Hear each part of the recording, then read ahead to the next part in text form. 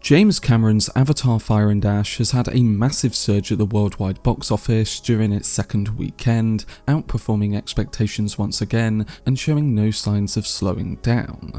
There was the usual batch of uninformed skepticism surrounding Cameron and his latest film, but the director seems to be proving once again why you should never bet against him. So in this video, I'm going to be discussing the current box office results, what this means for Avatar 4, and giving my thoughts on what that final number could be. Before I get into it though, if you want to keep up to date on any of my future content on James Cameron's Avatar universe, then don't forget to support this upload by giving it a like rating and subscribing to the channel. But without further ado, let's dive into the current box office results for Avatar: Fire and Ash. So Avatar: Fire and Ash has been performing impressively well at the global box office, making hundreds of millions of dollars in revenue within just its first couple of weeks and dominating the key holiday window. With a worldwide total that has already surpassed approximately $760 million across all territories, including strong international numbers and a solid domestic showing, the film has clearly connected with audiences around the world. It opened to about $345 million globally in its first weekend, making it one of the top global debuts of 2025, and then maintained its momentum into the Christmas weekend with continued leadership of the box office charts. That combination of a high gross in the crucial opening frame, plus a small drop in week 2 of around 28% compared with its predecessor's steeper fall-off, is a key sign that word of mouth and audience interest remain robust rather than fading quickly. In international markets, Fire and Ash has been especially potent. The film has posted impressive tallies in major territories such as China, Europe, and other global regions, contributing to its large overseas total of over $540 million so far.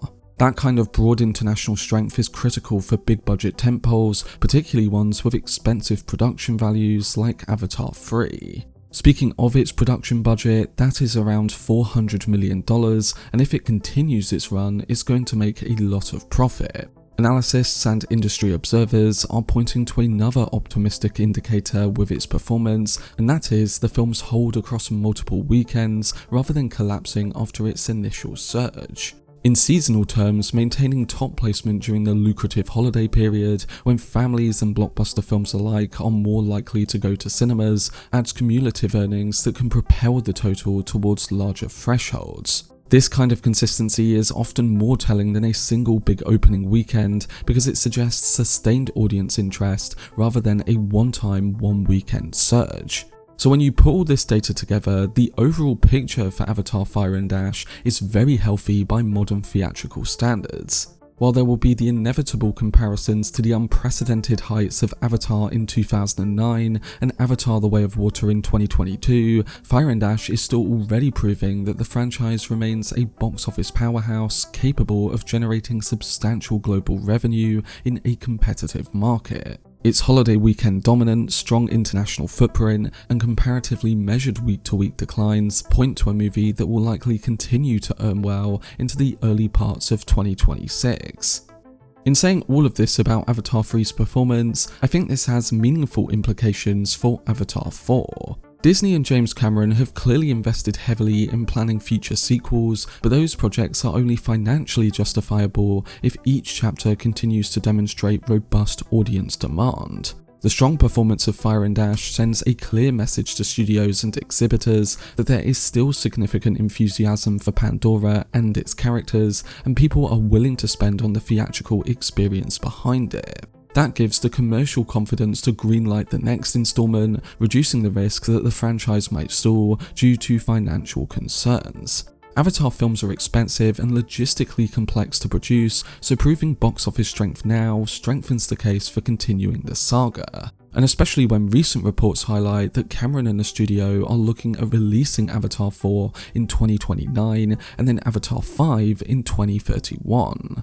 Moreover, the fact that Fire and Ash has already crossed significant milestones, adding to the franchise's overall box office haul of over $6 billion worldwide across all 3 films, which is a trilogy record, reinforces the idea that Avatar remains one of Hollywood's most bankable long-form epics. A strong total here not only validates Avatar as an ongoing theatrical franchise in the post-pandemic era, but also helps justify the enormous budgets and marketing campaigns that future films like Avatar 4 and 5 will require.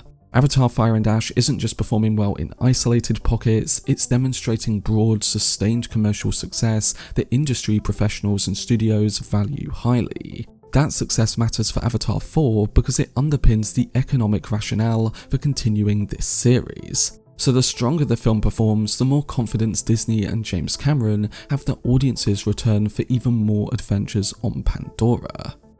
So in underlining its continued box office success, this now brings me to what total Fire and Ash could actually reach.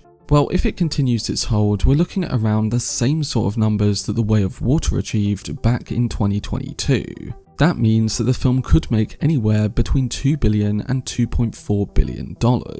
This means it's likely going to become one of the top 4 highest grossers of all time at the global box office. As the film was releasing, my predictions lowered to around the 1.5 billion range, so the fact that it's blowing those expectations out of the water again suggests the holding power of director James Cameron at the global box office. Now, if it can keep a 20% drop for around a month or so, then we may be looking at a film that can go even higher and come closer to even the original Avatar's numbers and Avengers Endgame. But regardless of whether it does get close to that or not, the point still stands that Fire and Ash is going to be a huge success over the coming months. In fact, Avatar 3 embodies the exact set of conditions that have defined James Cameron's career for many decades. The film has long-term vision, technical ambition, and a deep understanding of how global audiences actually behave, not how short-term tracking predicts they will. Cameron's films are not designed to win on day one, as they are built to dominate over time, drawing repeat viewers, families, and international audiences long after initial hype has cooled.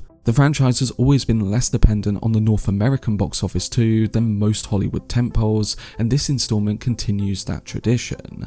The film plays extraordinarily well overseas because its storytelling is visual, immersive, and emotionally accessible to many different types of audiences. Cameron understands that worldwide audiences respond to spectacle grounded in clear emotional stakes, and Fire and Ash leans into that strength. As a result, international markets are once again doing the heavy lifting, reinforcing the franchise's status as one of the few properties that truly functions as a global cinematic language rather than a region-specific hit. I think it's important to note that Cameron has repeatedly proven that his films don't need massive front-loaded debuts to become box office giants. Titanic was famously declared dead on arrival before becoming one of the highest grossing films of all time, and Avatar: The Way of Water faced skepticism about franchise relevance before ultimately earning billions. Fire and Ash is following that same familiar pattern, with there being all the early caution from people online and journalists, followed by a growing realization that audiences are once again showing up in large numbers and staying engaged.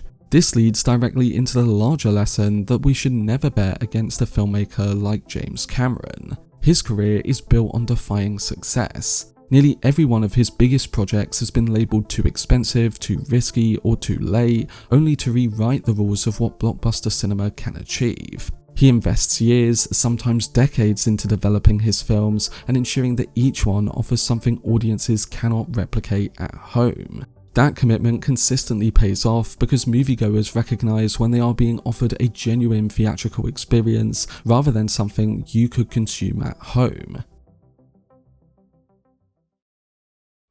But that was my video discussing the current box office performance for James Cameron's Avatar Fire and Ash. It's going to be interesting to see how the film holds over the next few weeks and months, as it really hasn't got that much competition. Again, I think that through having the legs it does have, it's likely going to end up around that $2 to $2.4 billion range. The next few weeks are important if it's going to come close to those bigger numbers, but its performance over the first 2 weeks has been nothing short of astonishing. So hopefully we'll see that continue, and this great box office news will only affect the next Avatar sequels in a positive way too.